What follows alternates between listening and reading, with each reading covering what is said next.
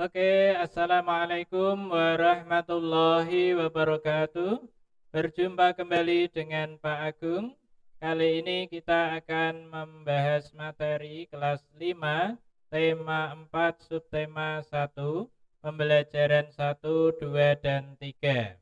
Nah, dengan materi peredaran darah manusia, pantun, tangga nada, peredaran darah hewan, interaksi sosial, hak, kewajiban, dan tanggung jawab.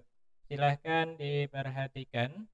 Kita tahu bahwa darah itu sangat penting peranannya bagi manusia karena peranan darah tersebut mengalirkan oksigen ke seluruh tubuh dan mengangkut karbon dioksida dari seluruh tubuh menuju paru-paru.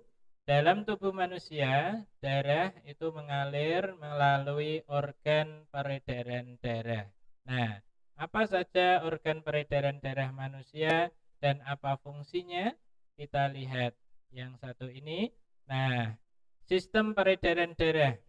Kita cek dulu bahwa sistem peredaran darah itu berperan untuk menyalurkan berbagai zat penting seperti nutrisi yang kita makan dan oksigen dari jantung ke seluruh tubuh.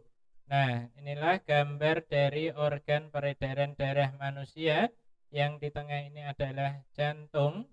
Jantung. Nah, yang di atas ini ada gambar paru-paru, merupakan sistem peredaran darah kecil, sedangkan yang di bawah ini adalah seluruh tubuh yang merupakan sistem peredaran darah besar. Jadi pada manusia itu sistem peredaran darahnya dibagi menjadi dua, yaitu peredaran darah kecil dan peredaran darah besar. Peredaran darah kecil itu beredar dari jantung, paru-paru ke jantung, atau bisa disingkat menjadi jan-parjan. Sedangkan untuk peredaran darah besar, itu darah mengalir dari jantung ke seluruh tubuh dan kembali ke jantung, atau bisa disingkat menjadi jantujen. Seperti ini detailnya. Darah dari bilik kanan yang mengandung banyak karbon dioksida, dia mengalir melalui arteri pulmonalis. Di sini arteri pulmonalis masuk ke paru-paru dan keluar melewati vena pulmonalis dan masuk ke serambi kiri. Inilah peredaran darah kecil. Selanjutnya akan dilanjutkan peredaran darah besar yang dari bilik kiri mengandung banyak oksigen, dilanjutkan ke aorta, yang aorta itu akan dialirkan ke seluruh tubuh, baik bagian atas maupun bagian bawah, dan akan disalurkan ke pembuluh vena kembali ke serambi kanan. Nah, inilah gambar jantung manusia yang letaknya itu di rongga dada sebelah kiri dan ukurannya kira-kira sebesar kepalan tangan pemiliknya.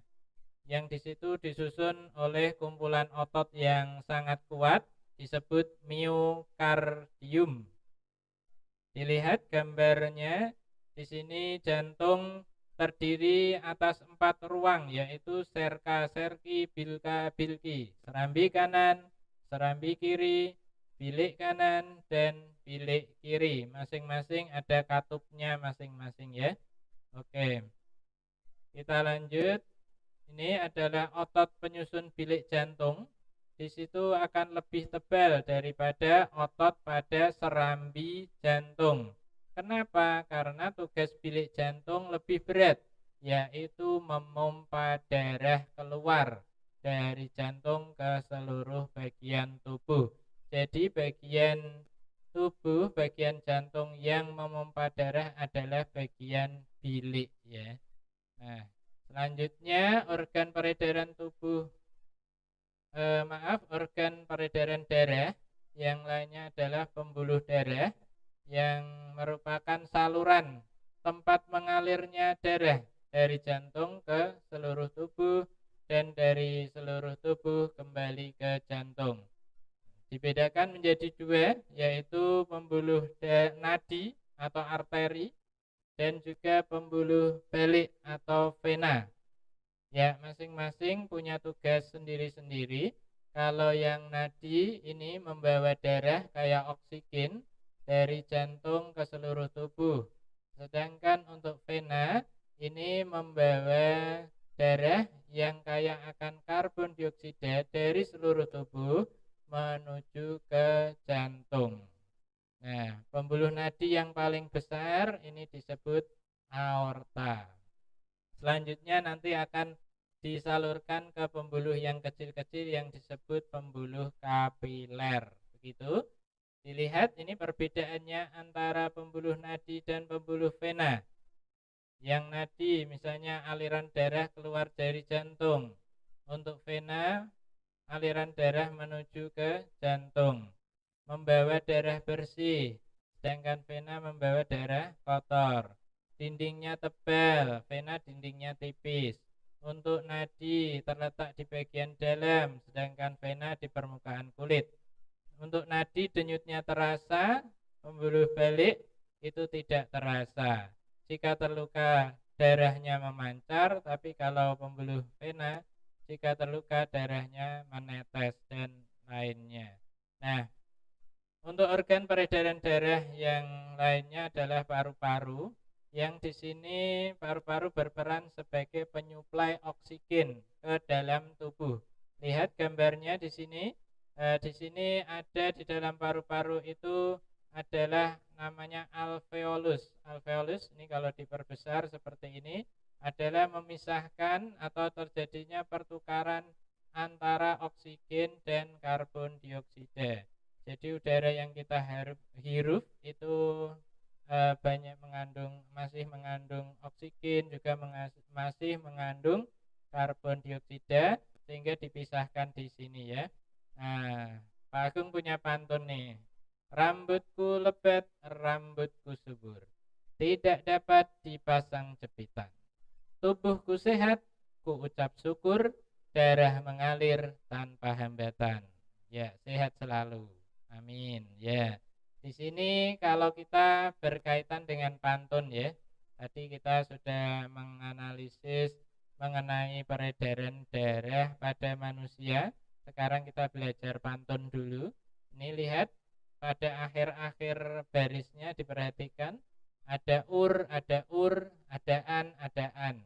Lihat ciri-cirinya. Yang pertama, setiap bait terdiri atas 4 baris. Jadi ada 4 baris, satu baitnya. Nah, setiap baris itu terdiri atas 8 sampai 12 suku kata. Kalau lebih ataupun kurang berarti tidak memenuhi syarat yang namanya pantun. Baris pertama dan kedua merupakan sampiran, harus berhubungan 1 dan 2. Dan ketiga keempat merupakan isi pantun. Jadi kalau misalnya ditanya isi pantun tersebut berkaitan dengan apa, kalian cukup lihat yang baris ketiga dan keempat. Sajaknya AB-AB yang tadi sudah Pak Agung terangkan bahwa ini berkaitan dengan tulisan nada yang di akhir baris itu ya. Kalau an, berarti kalau ur, begitu. Selanjutnya, di sini ada contoh lagi. Bersinar terik sang matahari, bagai api panas membara.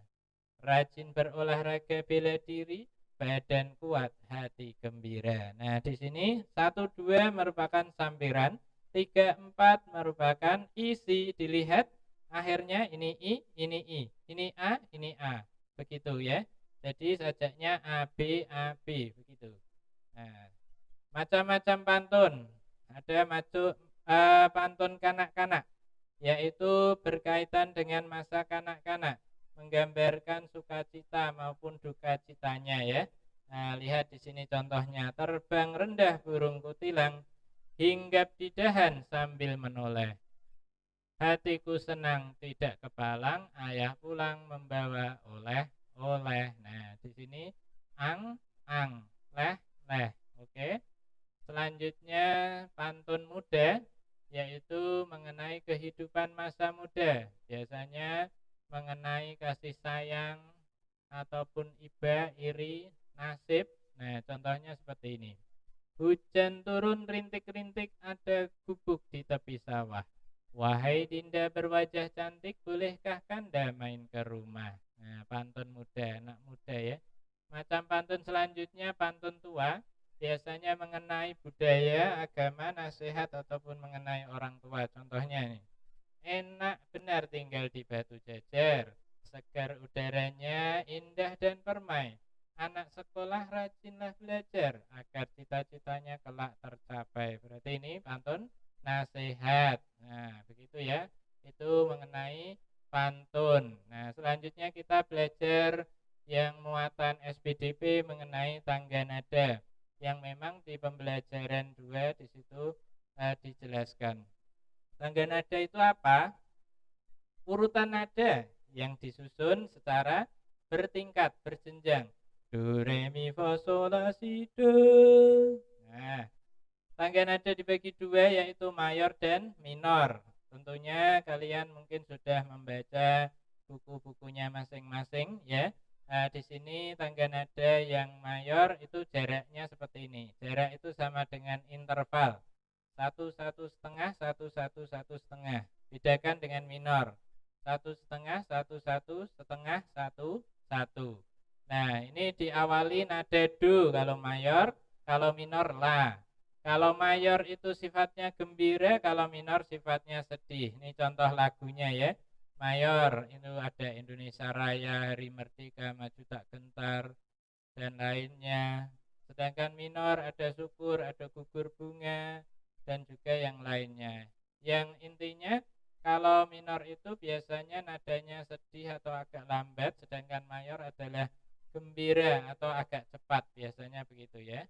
Itu mengenai tangga nada. Kita beralih kembali bagaimana membedakan, kita bedakan dengan sistem peredaran darah pada hewan.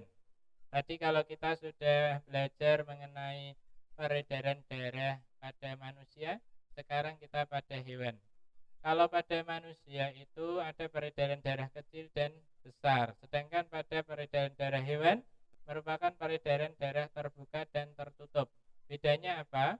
Di sini kalau terbuka, darah dan cairan lainnya tidak selalu diedarkan melalui pembuluh darah. Pada saat tertentu itu meninggalkan pembuluh darah, langsung beredar ke rongga tubuh dan akhirnya kembali ke pembuluh.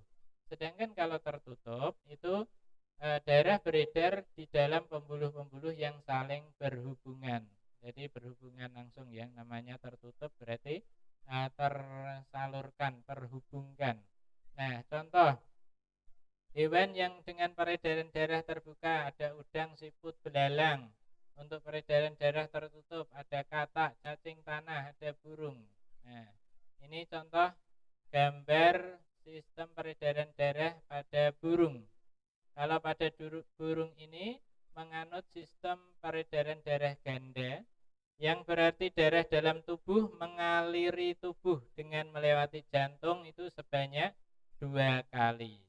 Ya, karena melewati jantung sebanyak 2 kali, maka disebut ganda. Untuk organ peredaran darah burung ini ada jantung, pembuluh darah, dan paru-paru. Fungsinya jelas seperti pada manusia. Jantung itu berfungsi untuk memompa darah ke seluruh tubuh, sedangkan pembuluh darah untuk tempat mengalirnya darah, sedangkan paru-paru untuk penyuplai oksigen dalam darah. Ya, ini juga mirip seperti pada fungsi pada organ peredaran darah pada manusia. Nah, oke. Kalau peredaran darahnya itu bagus, maka kita tentunya akan merasa sehat. Dan kalau lingkungannya sehat pun, berarti kita juga harus saling menghargai, toleransi terhadap warga, terhadap tetangga, terhadap teman. Ada kegiatan misalnya kerja bakti. Kerja bakti maka itu merupakan kewajiban sekaligus tanggung jawab setiap warga masyarakat. Nah, kita masuk ke materi untuk PPKN ya. Sebagai warga masyarakat yang baik, kita juga berhak untuk hidup di lingkungan yang bersih dan sehat. Nah, tentu kita mengingat apa itu kewajiban, hak, dan tanggung jawab.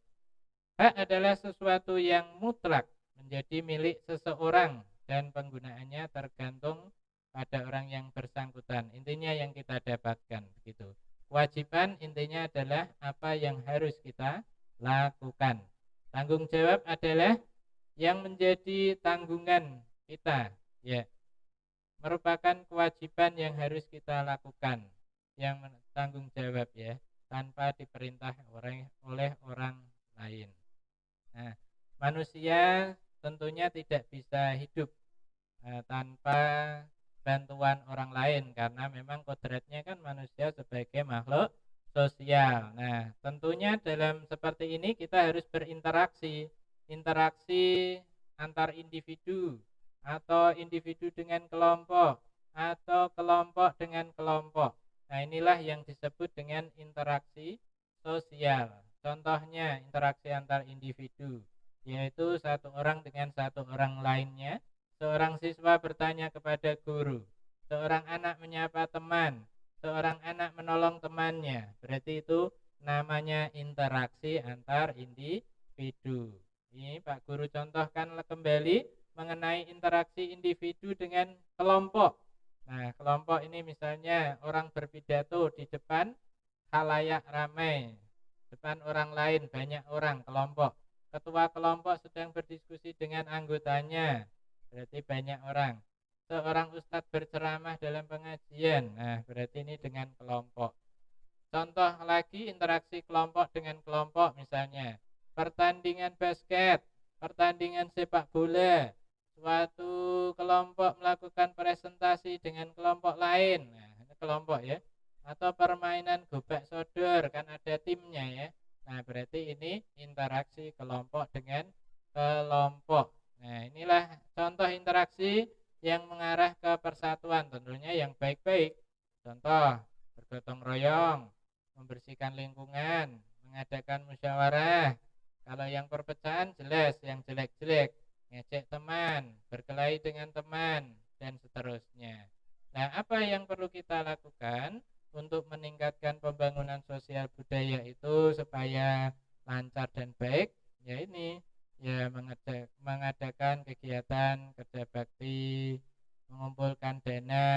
Ini contohnya, ya, untuk membantu warga, terus mengadakan musyawarah jika ada masalah, terus mengadakan pementasan kesenian daerah. Nah, seperti itu. Inilah apa yang kita pelajari pada hari ini. Terima kasih atas perhatiannya. Kurang lebihnya mohon maaf. Wassalamualaikum warahmatullahi wabarakatuh.